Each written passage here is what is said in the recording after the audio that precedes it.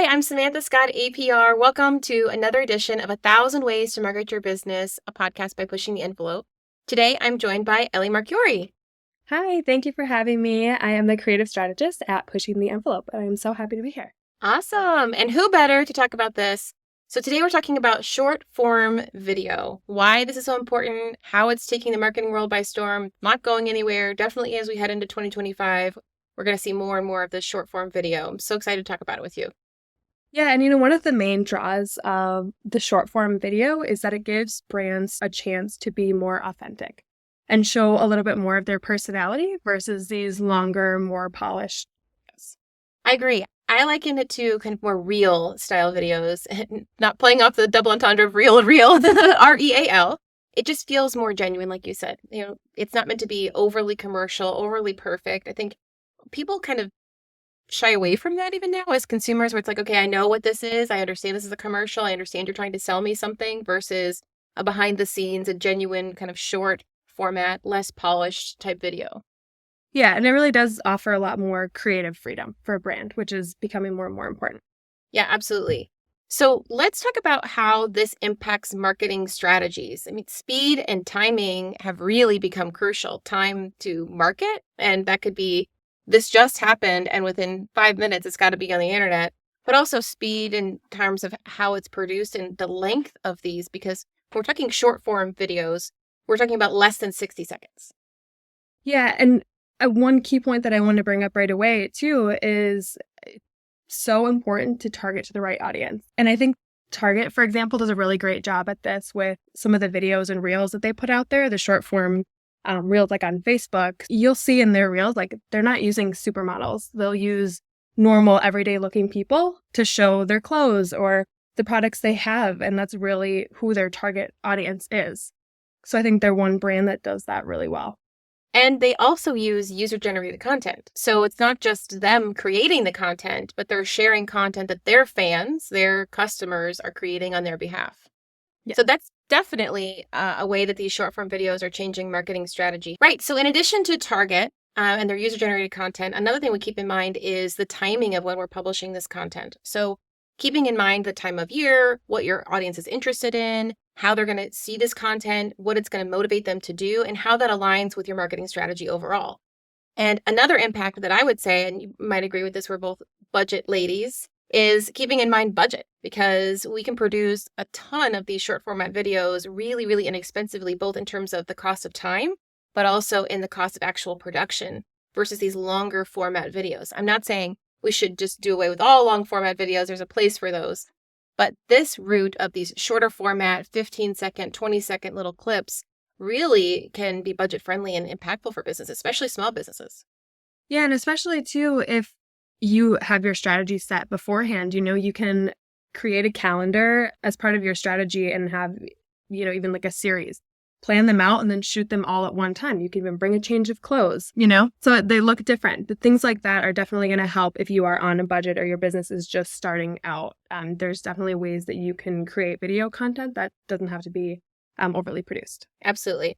And, we talk a lot about strategy in this podcast. I do in our Trend Talks marketing videos, but it's just really, really important. I would say this has to be built into your strategy. Yeah. So have a strategy for short form video, but make sure that falls in line with your overall brand and what you're trying to accomplish as a marketing strategy for your business overall. What do you want to accomplish? You just want people watching your videos so you feel popular? Or do you actually want them to do something, take an action, go to your website, make a purchase, go to an event?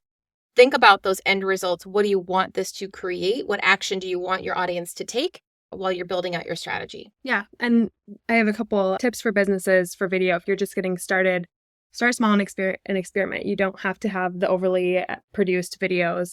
And that's going to help you a lot in the beginning. So you're not spending all your time and all your money on these long videos that aren't going to be beneficial for you. So definitely start small. Some of the videos that I really like on Facebook are the recipe ones. So you'll see a lot of times it's just one person. You can actually get a tool that you can put on your head and put your phone on it. And so then when they're doing, making the recipe, it's from like their point of view. And those are really simple. It's one person doing it. There's text on screen, like 30 seconds, and they capture your attention. And doing something like that sometimes is going to be more beneficial than doing a highly produced longer video.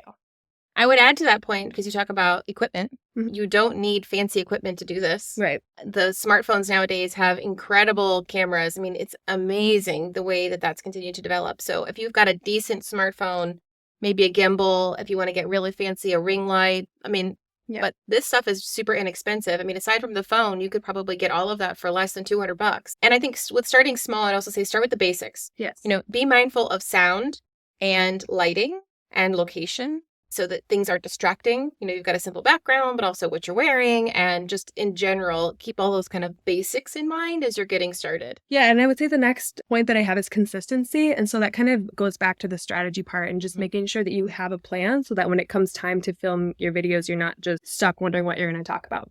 So come up with a plan, a strategy, whether you're going to do a bi-weekly video, a weekly video, a monthly video. If you can plan out your topics and strategize it, it's going to be a lot easier to talk about your points, and just being consistent and making sure, even if you have 5 people watching your video, making sure that you're still being consistent, because that is going to grow your brand. I would say consistency in the scheduling, like the production of that when you release those videos, but also consistency in the look and style, the length. If you're going to do one that's a minute long and the next is only 15 seconds, it can kind of feel a little bit clunky. Or the branding of it. And there's plenty of tools you can use, from Canva to other tools for video editing, to create something that's really pretty and well branded that you can have at the beginning, and just make sure it's consistent how you're producing those videos too. Yeah, absolutely. And then the last one would just be to engage with your community. Even again, if you have 5 people that are following you, the same people that are commenting on your videos, it still is important to comment back, thank them for watching. Even if you get negative feedback, I think it's important to address that without being defensive. And that just shows, again, that you can be authentic to your audience. Yeah, those are really great tips. And I've got 2 other ones. One would be benchmark. Look for people. You mentioned, you really appreciate Target. Find others that you might appreciate. You like their style. You can connect with them. You appreciate their videos. You like the way that they're produced, the content, etc. And try to use those as benchmarks and inspiration. Oh, I could approach it this way versus the way I thought I was going to do it. So keep that in mind too. And those could be in industry or out, right? Like, we don't work for Target and we don't always work for retailers, but we can still use that concept in our plan. And my other point would be get to the point and do it fast. Yes. And that might take practice. I know I'm a little chatty. So think about that too, is like, do a dry run. Can I really get this out in 20 seconds effectively, or 30 seconds or a minute? And do some dry runs so you can really get to the point and capture people's attention, because your audience will tell you everything that you need to know if you know where to look. We can see how long they're watching your videos. Are they dropping out? Are they, not interested in the intro? So maybe you switch that up. But look at the data, the metrics for your videos. It's really going to help you produce better content, short form and otherwise. Yeah, and just adding on to that, I would say it's important to understand your audience and what platforms they're on, because the audience is going to differ. Facebook from Instagram to YouTube to TikTok, they're kind of all over the place. So really honing in on who your audience is and then focusing more on those channels. You don't have to do videos on every single one. Maybe get more information on your audience and see what the age demographic is or where their interests are, and then choose a couple channels to really go after. Yes. I will now get on my soapbox of data and targeting just briefly, but so important what you just talked about, because I don't think people understand that you can actually look at, and maybe I'm underestimating folks, and I apologize if you already know this, but that you can actually go in platforms and see where their audiences are. So the majority of people using Instagram are not in the United States, for example. So if you're trying to use Instagram to drive traffic to your business and you're in the United States and you don't sell things online, that might not be the best place for you to invest your time. So important. So look at where people are coming from, not just to you so you can see your own data, but look at the platform information as well. So you can Google, like, where are people that are on Facebook? Where are they from if they're watching YouTube? And think about that. And, I laughed when you said TikTok, because I'm thinking, like, not every business needs to be on TikTok. What value are you providing there? And what is it going to do for you if you're on there making silly videos? But I digress. Off my soapbox now. Awesome. Well, I think this has been a really great discussion, really surface. We could go on for hours about short form video. But I think the bottom line is it's not going anywhere. And if you're strategic with it, you can still have fun and you can make it really, really valuable for your business. Agreed. Awesome. Thank you so much for your time, Ellie. Yeah, thank you all for having listening. Me. This is our final episode of 1,000 Ways to Market Your Business Season 2. If you haven't listened to our others, check them out. And we'll be back for Season 3.